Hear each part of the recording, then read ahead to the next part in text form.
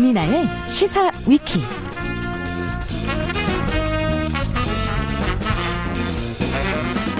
김민아 기자 어서 오십시오. 안녕하세요. 오늘 시사 위키 첫 번째 항목은 마이크 폼페이오 미국 국무장관의 방북 성과를 두고 논란이 있는데요. 이 도대체 어찌 돌아가는 거냐 한번 정리를 해보겠습니다. 일단 얘기가 잘 안 됐다는 거죠? 그렇죠. 폼페이오 장관이 김정은 위원장을 만나지 못한 데다가 북한 외무성이 노골적으로 불만을 표시하면서 지금 미국 내 여론이 상당히 안 좋아진 상태인데요.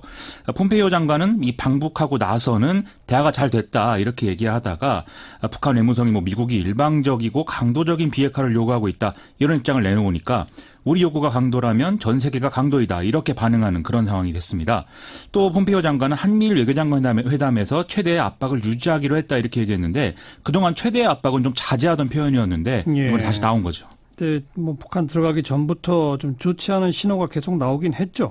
미국 국방정보국이 북한이 우라늄 농축 시설을 대형화했고 또 가동 중이다 이런 내용의 보고서를 공개하면서 북한이 미국을 속이고 있는 거 아니냐 이런 미국 의구심들이 좀 확대가 됐었습니다. 그런 상황에서 이제 방북이 이루어진 거라서 획기적인 성과를 기대하기는 애초에 좀 어렵지 않았나 이런 생각이 듭니다. 그렇다고 또 판이 완전히 깨진 것도 아닌 것 같고. 그렇죠. 북측이 김정은 위원장의 친서를 트럼프 대통령에 전해달라고 했다라는 게 이제 일종의 안전장치 아니냐 이렇게 볼 수 있는 부분이고요.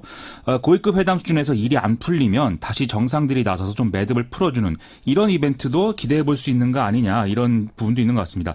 11월 미국 중간선거 일정이 있다는 걸 고려하면 7월 말 아니면 늦어도 9월 전에는 이런 이벤트가 좀 있어야 하지 않겠나 이런 분석입니다. 근데 종전선언이 쟁점 가운데 하나가 또 떠오르고 있다면서요? 북한이 자신들이 비핵화에 나선 어떤 반대 급부격으로 이 종전선언이 필요하다는 취지의 언급을 이번에 하면서 다시 이제 재조명이 되고 있는데요. 예. 종전선언은 필연적으로 평화협정 등의 이 평화체제 구축 논의로 이어질 수밖에 없는 거 아니겠습니까? 그렇죠. 즉 비가역적 비핵화를 요구하려면 이에 걸맞는 비가역적 조치를 해야 된다. 이런 얘기를 북한이 하고 있다는 것이죠. 종전선언 얘기는 벌써 남북정상회담에서도 나온 바가 있고 우리도 당사자잖아요. 그렇죠. 14선언과 판문점 선언에 이 3자 또는 4자 종전선언이 언급이 돼 있듯이 이런 부분이 있기 때문에 우리가 나서서 종전선언을 고리로 해서 좀 중재를 서야 되는 거 아니냐 이런 역할론들이 제기가 되고 있습니다. 네. 자, 시사위키 두 번째 항목은요. 문재인 대통령의 신남방 정책을 본격화하면서 인도에 갔는데요. 이 뉴스의 좀 맥락을 짚어보겠습니다. 문재인 대통령은 국빈 방문 이틀째인데요. 인도 외교장관을 접견하고 한국과 인도의 관계를 주변 4대 강국 수준으로 격상시키겠다. 이렇게 얘기를 했고요.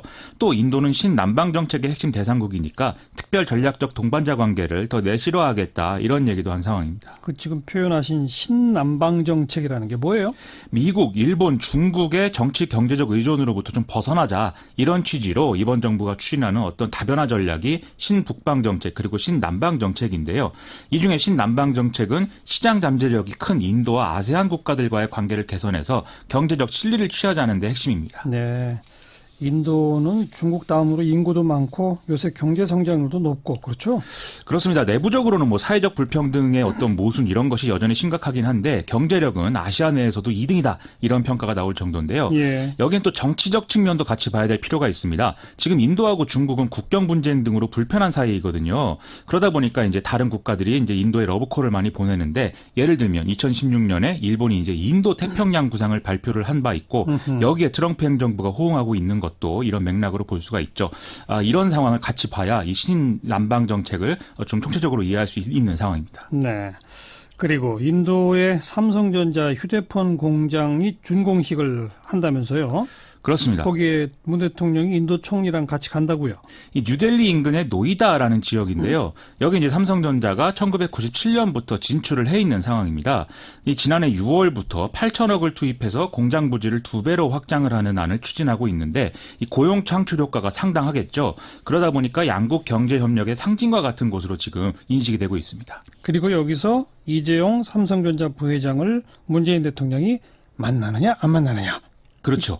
그게 이제 상당한 관심사인데요. 이 공장 준공식이니까 당연히 이제 이재용 부회장이 삼성전자의 총수 자격으로 나오겠죠. 그러면 자연스럽게 문재인 대통령과 이재용 부회장이 만나는 그런 그림이 되는 거 아니겠느냐라는 얘기인데요. 네. 일부 언론은 이게 정부가 그동안은 좀 여러모로 소득주도 성장이라든지 그래서 친노동이다 이런 얘기를 많이 들어왔는데 이걸 기회로 해서 기업 친화적인 모습을 보여주는 거 아니냐. 이런 해석을 내놓고 있습니다.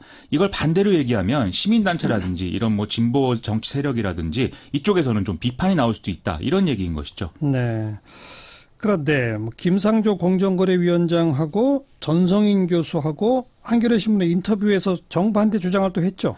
그렇습니다. 지난번에 김상조 공정거래위원장이 인터넷 전문은행 활성화를 위해서 이제 은산분리 완화, 이 규제 완화가 필요한데 여기에 대해서 참여연대가 부정적인데 이것은 조급증이다. 이 진보의 조급증이 정부의 성공을 가로막을 수 있다. 이런 취지의 비판을 내놓은 바 있거든요. 예. 그런데 오늘 또 한겨레 인터뷰에 전성인 교수가 이제 인터뷰를 했는데 문재인 정부가 지금 과거 정부의 정책으로 회귀하려는 것 아닌지 걱정된다라면서 개혁을 하기 위해서는 김동연 경제부총리와 최종구 금융위원장의 경질이 필요하다. 이렇게 얘기를 해서 뭔가 참여연대 출신 인사들끼리 정반대의 주장을 해서 부딪히고 있다. 이런 그림이 지금 만들어지고 있는 상황입니다. 그 쟁점이 된 인터넷 전문은행 문제, 이거는 지난번에 왜 규제혁신점검회의가 하려다가 취소됐잖아요. 그렇습니다. 그때 이 문제를 다루려고 했다면서요? 그렇습니다. 이게 왜 취소됐느냐를 놓고도 여러 얘기가 나왔었는데요. 문재인 대통령과 이낙연 총리가 준비가 부족하다는 이유로 회의 몇 시간 전에 이제 취소를 한 것이 이제 정설인 것인데 이때도 보수 언론은 참여연대가 은산분리 완화에 반대해서 취소한 거 아니냐 이런 의혹을 또 제기했었거든요. 이런 상황을 좀 종합해서 보면은 한쪽에서는 참여연대에 정부가 끌려간다고 하고 다른 쪽에서는 기업과 관료에 끌려간다고 하는 이런 상황이 앞으로도 좀 지속될 수가 있다. 이게 이제 이재용 부회장을 만나는 어떤 관심사가 쏠리는 이유이다. 이렇게 볼 수가 있겠습니다. 네. 시사회기 세 번째 항목은요. 일본 서부 지역에 비가 너무 많이 와서 사망자가 100명이 넘게 발생을 했고 아직 생사 확인이 안 되는 사람이 80명을 넘는 상황인데요. 이게 어떻게 되고 있는 것인지 좀 알아보겠습니다. 비가 정말 많이 왔다면서요? 그렇습니다. 이게 일본은 재해 대책이 잘 돼 있는 국가인데도 이렇게 피해가 클 정도로 엄청난 비가 온 건데요. 일본에 내린 폭우는 평소 7월 강수량의 3배에 달할 정도였다고 하고 1976년 이후 최대치였다고 합니다. 면적으로 따지면 서울 여의도의 4배 가까이 되는 지역이 완전히 물에 잠긴 그런 상황이고요. 어제 밤까지 내린 강수량을 보면은 고치현이 이제 1687mm로 최고를 기록했는데 이게 1m 60cm 정도 되는 성인 여성의 키만큼 내렸다. 이렇게 볼 수가 있지 않겠습니까? 1687mm면 그렇죠. 그렇습니다. 예. 이게 왜 이렇게 됐느냐?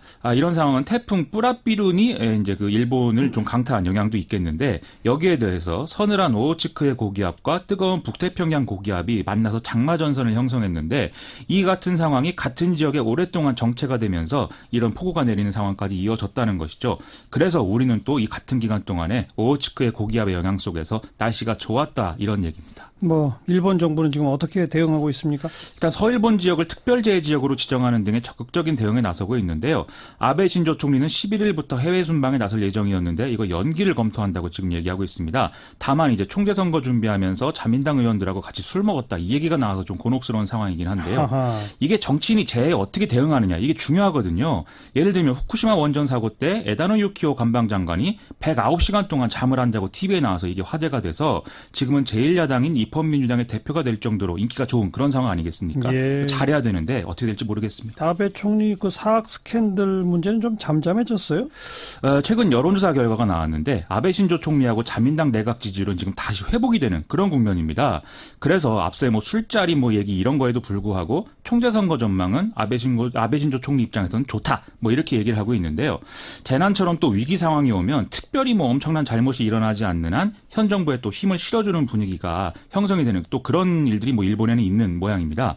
그런데 폭우로 지금 공장 가동 재개가 중단이 된 상황인데 이게 재개가 늦어지거나 해서 경제적 타격이 발생한다면 그건 또 부정적 영향이 추가로 발생할 수가 있겠죠. 후쿠시마 원전 사고 이후에도 이런 어떤 그 탈원전 정책이 경제적 위기를 불러왔다라고 해서 또 심판론이 불거진 바가 있기 때문에 이런 부분은 좀 지켜봐야 될 것 같습니다. 어쨌든 비로 인한 사망자 더 안 늘어나는 게 우선 급선무입니다. 맞습니다. 예. 네, 수고하셨어요. 고맙습니다.